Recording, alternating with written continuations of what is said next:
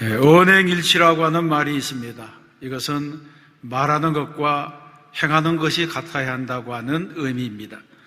또 교행일치라고 하는 말도 있습니다.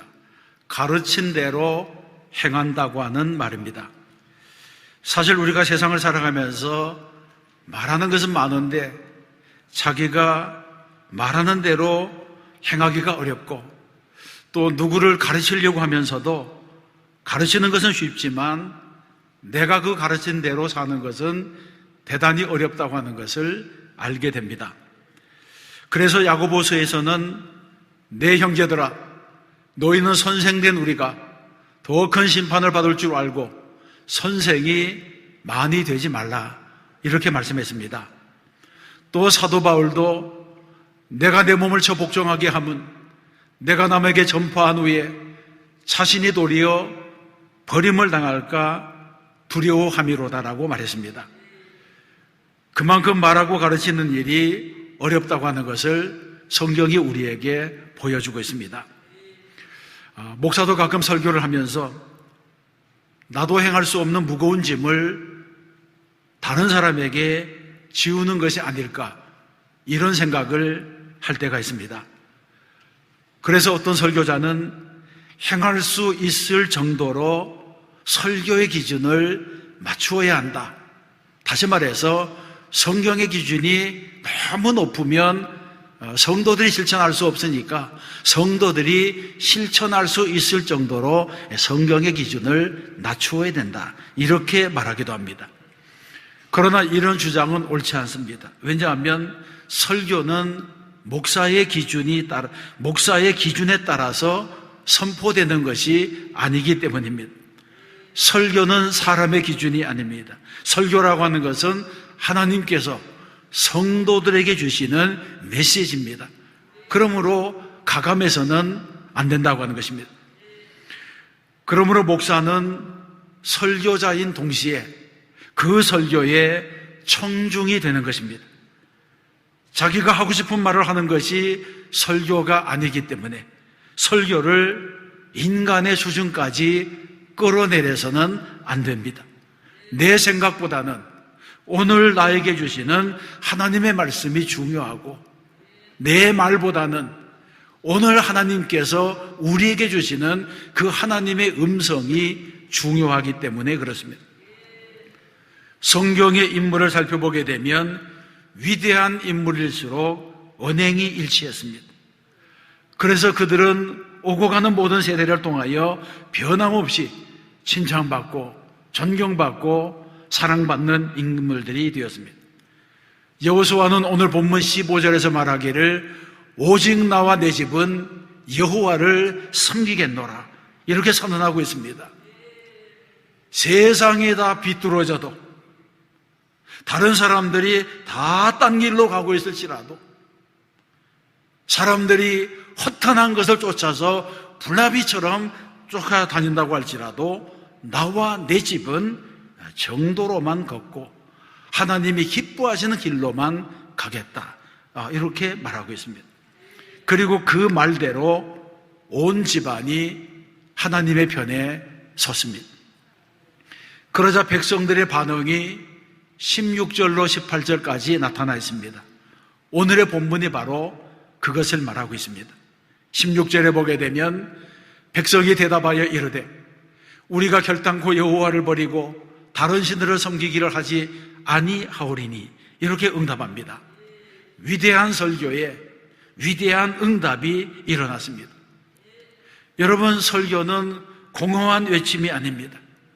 만일 설교가 공허한 외침으로 끝나게 되면 그것은 소리나는 구리와 울리는 꽹과가 되고 말 것입니다.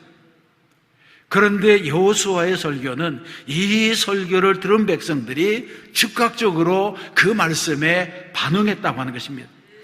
요즘 표현대로 한다면 마음이 겸손한 성도들이 설교의 은혜를 받았고 이제 은혜 받은 대로 살겠다고 결단을 한 것입니다.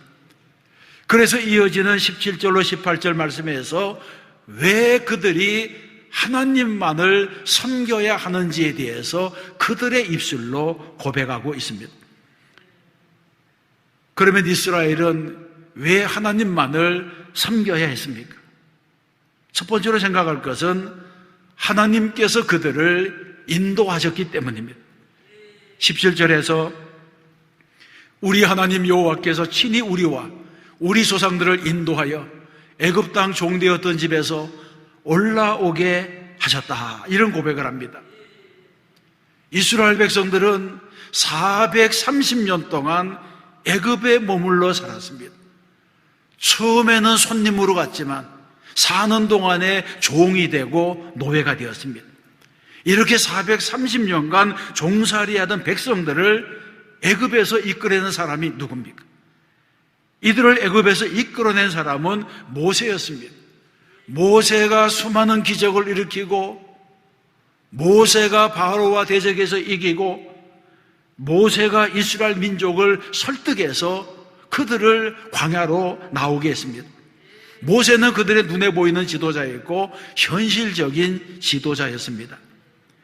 그런데 이스라엘 백성들은 모세가 우리를 인도하여 냈다고 말하지 않습니다. 오늘 읽은 말씀해 보게 되면 우리 하나님 여호와께서 친히 인도하여 냈다, 이렇게 말씀하고 있습니다. 우리 하나님 여호와가 중요한 것입니다. 우리는 이 사실에 주목해야 됩니다.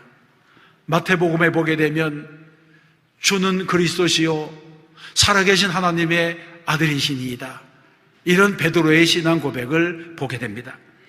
그런데 이 말씀도 좀 더 원문에 가깝게 번역하면 주님은 그리스도시요 살아계신 자이신 하나님의 그 아들입니다, 이런 번역으로 우리가 읽을 수가 있습니다. 여기서 그 아들이라고 하는 것은 그는 정관사입니다. 덥니다. 하나밖에 없는, 오직 한 분밖에 없는 아들입니다, 이런 의미가 됩니다. 오늘 본문 17절의 경우에도 하나님을 말할 때에 그냥 하나님이라고 하지 아니하고 그 하나님이라고 말하고 있습니다. 수많은 신들 중에 한 분이 아니라 오직 한 분이신 살아계신 하나님이 우리의 하나님이 되시고 우리의 인도자가 되셨다고 하는 고백입니다. 하나님의 유일성을 이들이 선포하고 있는 것입니다. 기독교는 만남의 종교라고 말합니다. 기독교 신앙의 핵심은 만남입니다. 신앙생활을 통해서 하나님을 만나고 예수님을 만나고 성령님을 만나는 데서 우리의 신앙이 자라나기 시작하는 것입니다. 이스라엘 백성들은 자신들이 만난 하나님을 우리 하나님 여호와라고 불렀습니다. 자신들을 애굽에서 이끌어내신 분이 오직 한 분이신 우리 하나님 여호와라고 하는 것입니다. 그 하나님께서 모세를 부르시고 모세에게 사명을 주시고 모세에게 능력을 주시고 그 하나님이 모세의 손을 통하여 이스라엘을 구원하고 마침내 가나안 땅에 이르게 했다고 하는 것입니다. 여러분이 믿는 하나님은 어떤 분이십니까? 여러분의 삶을 인도하시는 분입니까?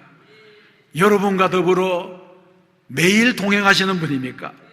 성공의 현장에도 함께 하시고 실패의 현장에도 함께 계시고 존귀에 처할 때나 비천에 처할 때나 어느 때라도 함께 하시는 하나님이십니까? 그 하나님을 진정으로 만났습니까? 여러분, 지금까지 여러분이 살아오는 삶의 여정 가운데 지난날을 돌아보게 되면 정말 그때 하나님께서 나와 함께 하셨어. 정말 그때 하나님께서 나를 도와주셨어. 이렇게 말할 만한, 이렇게 고백할 만한 일들이 있었습니까? 만일 신앙생활하는 가운데 하나님을 만난 적이 없고 예수님을 만나지도 못하고 성령님도 체험하지 못하고 예수를 믿으면 인본주의적인 신앙에서 벗어날 수가 없습니다. 신학을 많이 공부한 박사들이 평생을 학문을 하면서 왜 그들이 무신론자 같이 이런 인본주의적인 신앙에서 벗어나지 못하는 것입니까? 이것은 만남이 없었기 때문입니다. 십자가를 경험하지 못하고 은혜를 체험하지 못하고 주님을 만난 경험이 없죠. 주님과 함께 걸어본 그런 일이 없으면 신앙생활은 자연히 인간 중심이 되고 이기적이 되고 공허한 믿음에 머물게 되는 것입니다.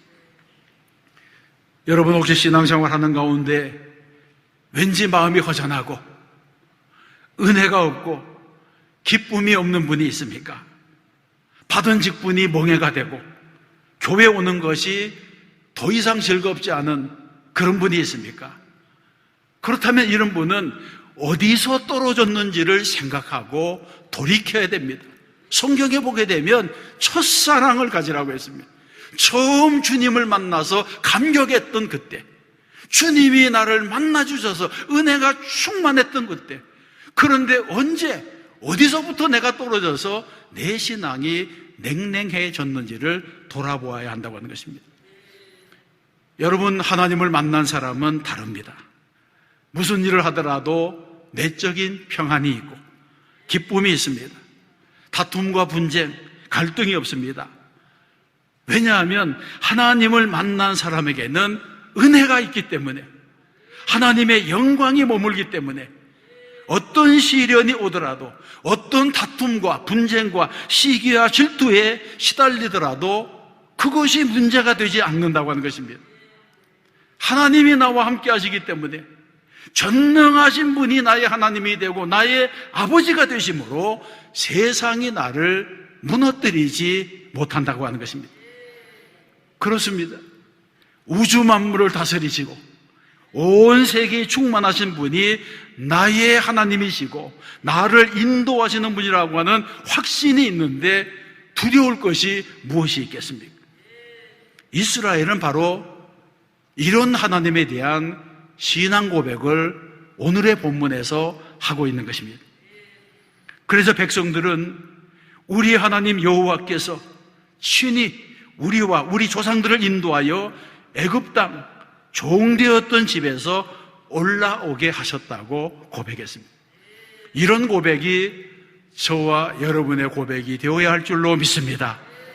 내 생애에 일어나는 모든 일 가운데 하나님의 손길이 머물지 않은 곳이 없다는 것입니다.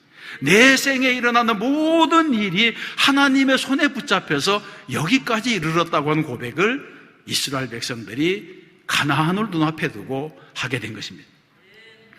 두 번째, 하나님만을 섬겨야 될 이유는 하나님께서 친히 기적을 행하셨기 때문입니다.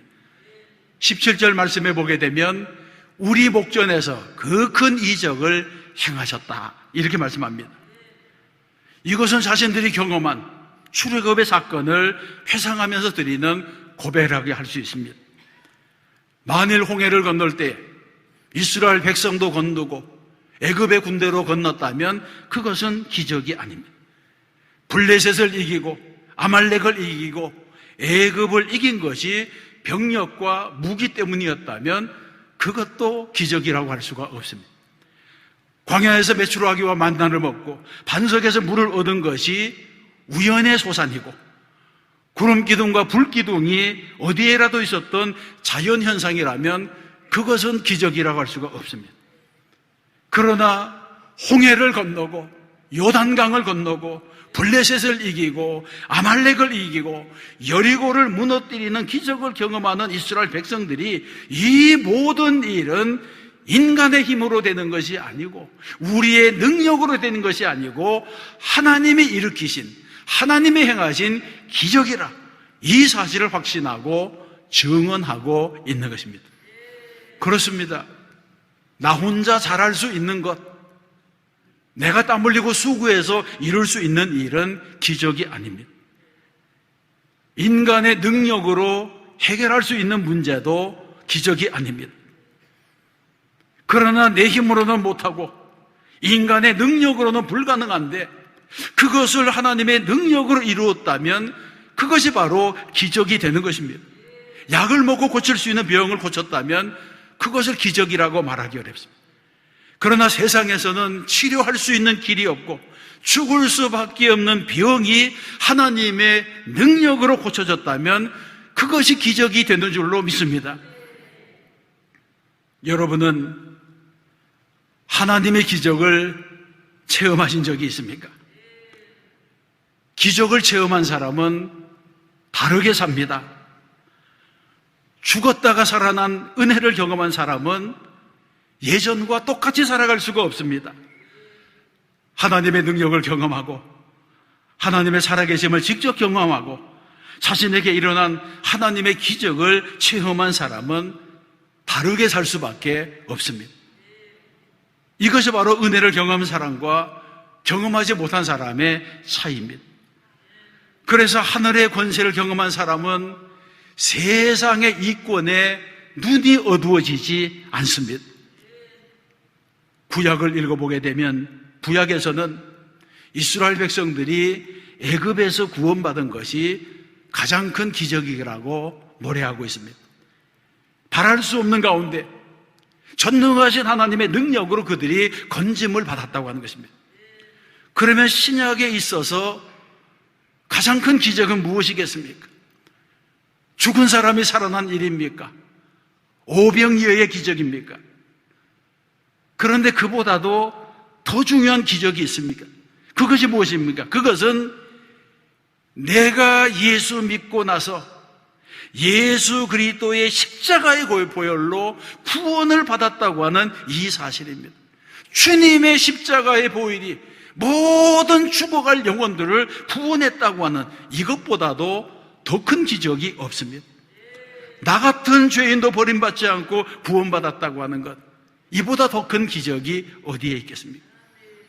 그래서 성경에서는 십자가의 보혈로 구원받은 이 사실을 가장 큰 이적으로 보는 것입니다. 이 구원의 감격을 가지고 세상을 바라보면 모든 것이 기적입니다. 구원을 받은 것도 기적이고 살아있는 것도 기적이고 영생의 약속을 받은 것도 기적이고 하나님의 은혜인 줄로 믿습니다. 이 은혜를 알아야지 우리는 이 세상을 바르게 살아갈 수가 있습니다. 세 번째, 하나님만을 섬겨야 될 이유는 하나님께서 보호하셨기 때문입니다. 역시 17절 말씀에 보게 되면 우리가 행한 모든 길과 우리가 지나온 모든 백성들 중에서 우리를 보호하셨으며 이렇게 말씀합니다. 그렇습니다. 이스라엘 백성들이 하나님을 섬겨야 될 이유는 하나님께서 그들을 선택하시고 하나님께서 그들을 보호해 주셨기 때문입니다. 18절 말씀에서도 이 땅에 거주하던 아모리 족속을 우리 앞에서 쫓아내셨습니다. 그렇게 말씀합니다. 이스라엘 백성들이 한 일이 아니라 하나님께서 아모리 족속들을 물리쳤다고 하는 것입니다. 그 땅의 주인이 이제 이스라엘 백성들이 되었다고 하는 것입니다. 여러분, 세상을 살아가다 보면 보호에는 상대적인 보호와 절대적인 보호가 있습니다. 사람이 사람을 보호하는 것은 모두가 상대적인 보호입니다. 부모가 자식을 보호하고 남편이 아내를 보호하고 권력이 사람을 보호하는 것, 이것은 절대적인 보호가 되지 못합니다. 상대적인 것입니다. 언제 무너질지 모르는 그런 일이라고 하는 것입니다. 민주주의 사회에서는 대통령도 자기 자식을 권력으로 보호할 수 없는데 하물며 보통 사람이 어떻게 자기 자식의 모든 것을 책임지고 보호할 수 있겠습니까? 그래서 부모의 보호는 상대적이고 제한적이고 일시적일 수밖에 없다고 말하게 됩니다. 그러나 하나님의 보호는 다릅니다. 하나님의 보호는 절대적인 보호입니다. 특별히 구원받은 영혼을 지키시는 하나님의 보호는 영원한 보호입니다. 이스라엘 백성들은 자신들의 광야 생활 40년 그리고 가나안 정복 전쟁 때 일을 회고하면서 광야에서도 보호하시고 전쟁 중에도 보호하시고 또 가나안 땅에 들어와서도 보호해 주시고 한시도 버려두지 아니하시고 보호하신 하나님의 은혜를 생각하며 찬송을 올려드립니다. 그래서 오늘 본문에서도 우리가 행한 모든 길에서 우리가 만난 모든 백성 중에서 하나님께서 일일이 도와주시고 함께 하셨다고 하는 것입니다. 여기서 중요한 것은 모든 길에서 모든 백성 중에서라고 하는 강조입니다. 성도 여러분, 우리도 이런 고백을 가지고 세상을 살아가야 할 줄로 믿습니다. 세상을 붙잡고 나를 보호해달라고 매달려서는 안 됩니다. 사람을 붙잡고 나를 끌어달라고 애원해서도 안 됩니다. 특별히 신령한 일은 하나님과 함께 해야지 사람과 동업해서는 안 됩니다. 사람이 나를 보호해 준다고 하면 감사합니다, 이렇게 인사하는 것으로 끝내야지 거기에 줄을 대고 거기에 목을 매달아서는 안 됩니다. 사람의 보호, 사람의 도움은 일시적입니다. 그러므로 우리의 진정한 보호자는 하나님 한 분밖에 없다고 하는 사실을 분명히 알아야 할 줄로 믿습니다. 이스라엘 백성들이 여호수아의 설교를 듣고 자기들의 신앙을 고백합니다. 16절에 보게 되면 백성이 대답하여 이르되 우리가 결단코 여호와를 버리고 다른 신들을 섬기지 아니하오리니, 이렇게 이제 고백합니다. 이어서 하나님에 대한 신앙 고백을 하는데, 하나님은 우리의 생애를 인도해 주시는 분이고 하나님은 우리의 생애에 기적을 베풀어 주시는 분이고 하나님은 우리의 생애를 보호해 주시는 분입니다. 그렇게 말하면서 이제 우리는 하나님만을 섬기겠습니다, 그렇게 고백하자 여호수아가 백성들에게 두 가지 결단을 촉구했습니다. 그것이 바로 23절에 있습니다. 이제 너희 중에 있는 이방신들을 치워버리고 너희의 마음을 이스라엘 하나님 여호와께로 향하라. 아멘. 지금 여호수아는 두 가지 명령을 했는데 첫 번째 명령은 이방신을 제거하라는 요구입니다. 고린도전서 10장 20절에 보게 되면 우상을 숭배하는 일은 귀신과 교제하는 것이라고 했습니다. 나는 너희가 귀신과 교제하는 자가 되기를 원하지 아니하노라, 그렇게 말씀합니다. 귀신과 교제하면 결국은 귀신의 밥이 되고 귀신의 먹이가 되고 귀신의 하수인이 되고 악한 영에 이끌려 살아가서 결국은 멸망으로 가는 것입니다. 그래서 신명기 17장 2절과 5절에 보게 되면 이스라엘 백성들 중에서 해와 달과 별을 섬기고 다른 신을 섬기는 우상 숭배자들을 단호히 처리해라. 그래서 그들을 백성 중에서 끊어내라, 그렇게 명령하고 있습니다. 하나님 이외에 다른 것을 섬기는 것은 우상 숭배입니다. 하나님보다 더 사랑하는 것은 우리 인생에 있어서 우상이 됩니다. 그것이 사람이든 돈이든 명예든 권력이든 하나님보다 더 소중한 것이 내게 있다면 그것은 하나님 앞에서 우상이 되는 것입니다. 그래서 그 모든 우상을 우리의 삶에서, 우리의 생활 속에서 제거하라는 것이 바로 첫 번째 명령입니다. 너희 중에 있는 이방신들을 치워버리라고 하는 것입니다. 두 번째 명령은 여호와께로 향하라고 하는 명령입니다. 이것은 삶의 방향을 돌리라고 하는 명령입니다. 만일 지금까지 세상만 바라보고 살아갔다면 이제부터라도 하나님이 나의 하나님 여호와시라, 이 사실을 깨닫고 그 하나님만을 섬기기로 약정했다면 이제 삶의 방향을 완전히 하나님께로 돌리라고 하는 것입니다. 여러분, 사람들은 위기의 순간이 오면, 고난의 순간이 오면 하나님을 바라보았다가 사정이 좋아지면 다시 세상으로 향하고 하나님으로부터 멀어지는 그런 경향이 있습니다. 실제로 아들을 군대 보내고 자녀들을 해외에 유학을 보내고 기도하지 않는 부모가 없습니다. 다른 나라도 마찬가지입니다. 과거의 예를 보게 되면 미국에서 9.11 테러가 났을 때, 이라크 전쟁이 일어났을 때 교회들이 기도하는 사람으로 가득 찼다고 합니다. 지진이나 토네이도, 대형 산불, 홍수가 나면 또 교회에 사람들이 몰려들기 시작한다고 하는 것입니다. 그런데 대부분의 기도는 위기가 지나가면 기도도 사그라집니다. 자연재해는 피해가 복구되면 다시 일상생활로 돌아가 버리고 맙니다. 그러나 우리는 언제나 우리의 얼굴을 하나님께로 돌리고 살아가야 합니다. 고난의 때만이 아니라 형통의 때라도 하나님을 바라보아야 하고, 감사할 때만이 아니라 힘이 들더라도 하나님을 바라보는 삶을 살아야 됩니다. 그래서 시편 116편에 보게 되면 여호와께서 내게 주신 모든 은혜를 무엇으로 보답할까? 이런 믿음을 가지고, 이런 생각을 가지고 살아가야 하는 것입니다. 데살로니가전서 5장에서도 말씀합니다. 항상 기뻐하라, 쉬지 말고 기도하라, 범사에 감사하라. 이것이 그리스도 예수 안에서 너희를 향하신 하나님의 뜻이니라고 말씀합니다. 이런 말씀들을 우리의 삶으로 이루어 나가야 한다는 것입니다. 우리는 하나님께 더 가까이 나아가는 삶을 살아야 할 줄로 믿습니다.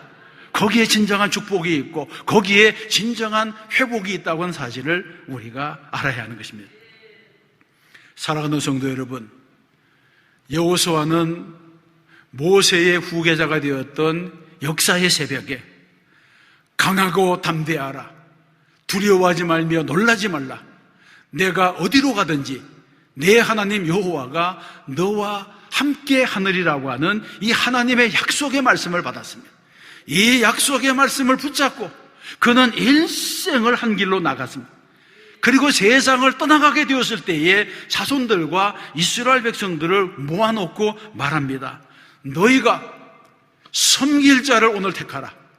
오직 나와 내 집은 여호와만 섬기겠노라고 말하고 있는 것입니다. 이것이 한결같은 여호수아의 신앙이었습니다. 전도자 무디가 이렇게 설교했습니다. 자신을 믿어보라. 실망할 때가 올 것이다. 친구를 믿어보라. 어느 날 그들이 죽거나 그렇지 않으면 당신과 헤어질 것이다. 자신의 명성을 믿어보라. 어느 날 회방하는 혀가 나와서 그것을 뒤집어 엎을 것이다. 그러나 그리스도를 믿어보라. 그러면 현세와 내세에 후회함이 없을 것이라고 말했습니다. 여러분, 이 말은 옳은 말입니다. 이 세상에는 진정한 의지가 없습니다. 주님밖에는 우리를 끝까지 책임져 주실 분이 없다는 것입니다. 그래서 우리는 주의 친절한 발의한 기세, 이런 찬송을 부를 때 주님의 품속으로 들어가는 것 같은 그런 마음을 가지고 찬송해야 됩니다. 성도는 어려움이 있으면 어려움이 있을수록 더 주님께 가까이 나와야 됩니다. 세상의 환난과 풍파, 시련이 몰아닥칠 때에 더욱 주님을 가까이 하고 주님을 의지해야 됩니다. 세상의 모든 질병을 나만 잘해서 피해갈 수가 없습니다. 주님의 보혈이 나를 덮고 영적인 보호막이 나를 둘러쳐 주어야지 모든 악한 것들이 접근하지 못하고 떠나가게 되는 것입니다.